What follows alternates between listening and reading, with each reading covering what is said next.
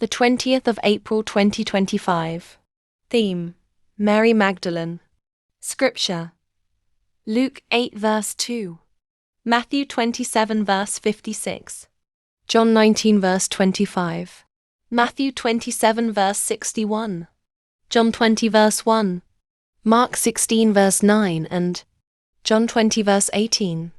Message: if my life can be described, then it has been summed up in these 7 verses. Who am I and what have I done with my life? My story doesn't start out very pretty.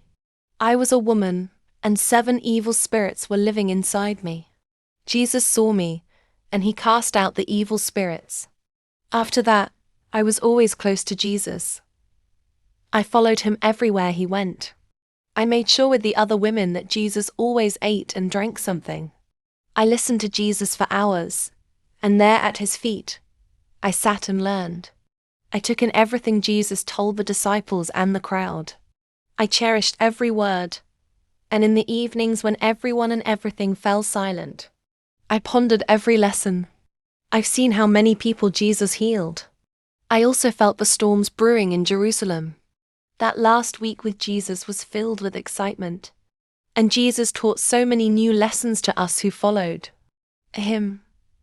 I was not in the garden with Jesus when the soldiers arrested Jesus, but the news spread quickly, and I was at the palace with the other women.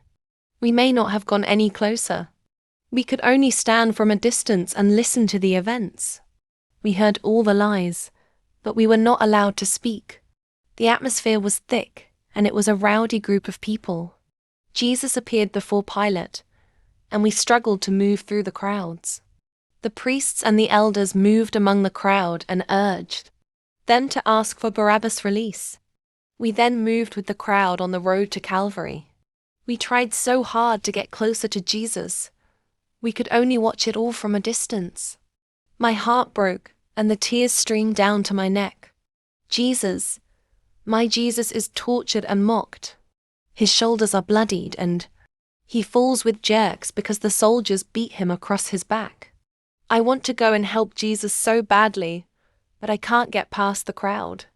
When we reached Calvary with Jesus and the crowd, the soldiers also kept us at a distance. I watched with the other women the cruelty of the soldiers. Some people were so incredulous and just walked by and shook their heads. We stood at the cross until Jesus' last breath was breathed. Never have I been so sad. The one man who never looked down on me. The one who absolved me of the evil spirits. The one who taught me everything. The one who showed love to everyone and everything is now dead. The Sabbath would soon have started. And a rich man, Joseph, went to Pilate and asked for Jesus' body. Pilate ordered the soldiers to give Joseph Jesus' body.